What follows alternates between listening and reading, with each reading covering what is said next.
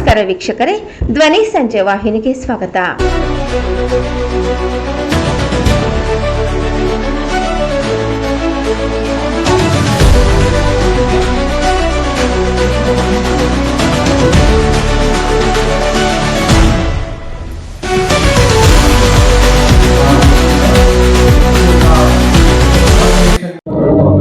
ನಾನು reverend doctor George Fernandes ಅಂತ.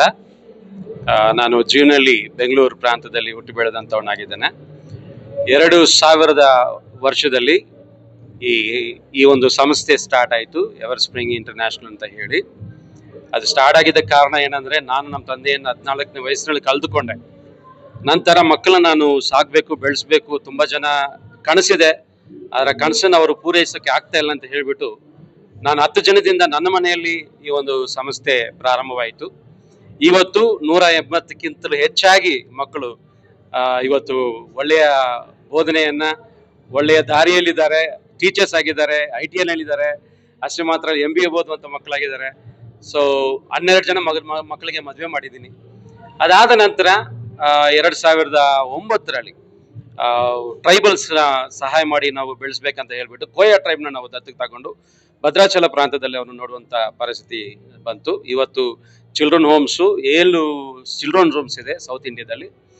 ಅಷ್ಟೇ ಮಾತ್ರವಲ್ಲ, ಈ ಒಂದು ಕುಷ್ಠರೋಗಿಗಳನ್ನ, ಯಾಕಂದರೆ ಅವರು 2 ಕಿಲೋಮೀಟರ್ ನಡೀತಾ ಇದ್ರು, ಅವರು ಒಂದು ಭಿಕ್ಷೆ ಬೇಡಕ್ಕೆ ಆಗ್ತಾ ಇರಲಿಲ್ಲ, ಸತ್ತೋಗ್ತವಂಥ ಪರಿಸ್ಥಿತಿ ಬಂತು.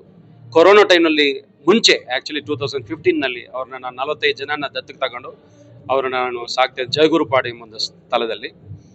ಅದಾದ ನಂತರ ನಾನು ಚಿಕ್ಕಂದಿನಿಂದ ಬೆಳೆಯುವಾಗ ನಾನು ನೋಡಿದಂತಹ ವೃದ್ಧರು, ನಾನೊಬ್ಬರು ತಾತ ಇದ್ರು, ಅವರು ತೀರ್ಕೊಂಡ್ಬಿಟ್ರು, ಅವ್ರಿಗೆ ಪಾರ್ಕಿನ್ಸನ್ ಡಿಸೀಸ್ ಬಂದಿತ್ತು.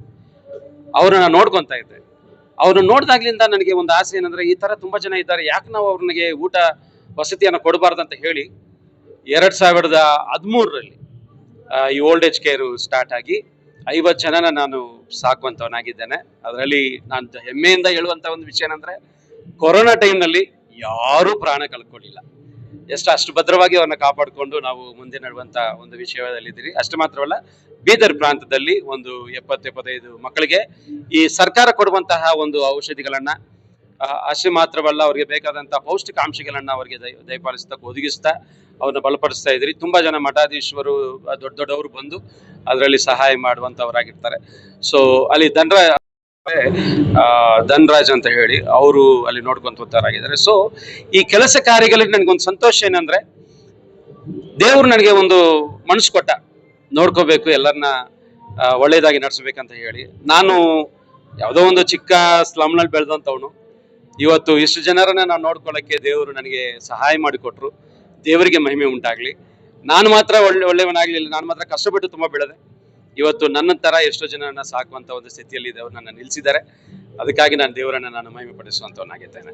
ಇವತ್ತು ಪ್ರಾಮುಖ್ಯವಾಗಿ ಈ ಒಂದು ಭವನದಲ್ಲಿ 25 ವರ್ಷಗಳನ್ನ ನಾವು ಪೂರ್ತಿ ಮಾಡಿಕೊಂಡು ಸಿಲ್ವರ್ ಜೂಬಿಯನ್ನು ನಾವು ಸಂತೋಷವಾಗಿ ಹಬ್ಬದಾಗಿ ಮಾಡ್ತಾ ಇದ್ದೀರಿ. ಅದಕ್ಕಾಗಿ ನಾನು ದೇವರಿಗೆ ವಂದನೆಗಳು. ಅಷ್ಟೇ ಮಾತ್ರ ಅಲ್ಲ, ಮೀಡಿಯಾ ಅವರೆಲ್ಲರಿಗೆ ನನ್ನ ಹೃದಯಪೂರ್ವಕ ವಂದನೆಗಳು ಸಲ್ಲಿಸುತ್ತೇನೆ. ಸಮಯಕ್ಕೆ ಇಲ್ಲ ಹೇಳ್ಬೇಕಾದ್ರೆ, ಸಮಯಕ್ಕೆ ಇಲ್ಲದಂಥ ಒಂದು ಸ್ಥಿತಿ ನಮ್ಮದು. ಅಷ್ಟೇ ಅಲ್ಲ, ಆಫ್ಟರ್ ಸ್ಕೂಲ್ಸ್ ಪ್ರೋಗ್ರಾಮ್ಸ್ ನಡೆಸ್ತಾ ಇದ್ದೀರಿ ಹೆಚ್ಚಾಗಿ. ಚಿಲ್ಡ್ರನ್ ಹೋಮ್ಸ್ಗಿಂತಲೂ ಆಫ್ಟರ್ ಸ್ಕೂಲ್ ಪ್ರೋಗ್ರಾಮ್ಸ್ ಹೆಚ್ಚಾಗಿ ನಡೆಸ್ತಾ ಇದ್ದೀರಿ. ಸೊ ಸಕಾರಾತ್ಮಕದಿಂದ ಪ್ರಸ್ತುತ ಇಲ್ಲ. ಅಂದ್ರೆ ಯಾವ ತರ ಅದು ಓಲ್ಡ್ ಏಜ್ ಇದು ಹೋಮ್ನ ನೀವು ಇದು ಮಾಡ್ತೀರಾ? ಅದು ಡೇ ಕೇರ್ ಸೆಂಟರ್ ತರ ಸ್ಲಮ್ನಲ್ಲಿ ಇರುತ್ತೆ. ಅವ್ರಿಗೆ 3 ಹೊತ್ತು ಊಟ, ವಸತಿ. ಅವ್ರಿಗೆ ಇವಾಗ ಏನಂದ್ರೆ ಅವ್ರಿಗೆ ಅವ್ರ ಮಕ್ಳಿಗೆ ಹೇಳ್ಬಿಡ್ತಾರೆ, ನೀನು ನೋಡ್ಕೊಂಡ್ರೆ ನಮ್ಮ ಮಗ ಇದ್ದಾನೆ ಅಂತ ಹೇಳಿ. ನನ್ನ ಮಗ ಇವತ್ತಿದ್ದಾರೆ, ಅವ್ರು ಎಲ್ಲ 50 ಜನ ಬಂದಿದ್ದಾರೆ ಇಲ್ಲಿ. ಸೊ ನನ್ನ ಮಗ ಇದ್ದಾನೆ, ನನ್ನ ನೋಡ್ಕೊಂತಾನೆ, ಆ ಧೈರ್ಯ ಅವ್ರಿಗಿದೆ. ಅದು ಕೊಟ್ಟಿದ್ದೀನಿ, ದೇವರಿಗೆ ಅಷ್ಟು ಸಾಕು. Thank you sir. ನನ್ನ ಹೆಸರು ಜಾರ್ಜ್ ಫರ್ನಾಂಡಿಸ್ ಅಂತ, ರೆವರೆಂಡ್ ಡಾಕ್ಟರ್ ಜಾರ್ಜ್ ಫರ್ನಾಂಡಿಸ್ ಅಂತ. ನಿಮ್ಮೆಲ್ಲರಿಗೆ ನನ್ನ ಹೃದಯಪೂರ್ವಕವಾದ ವಂದನೆಗಳು.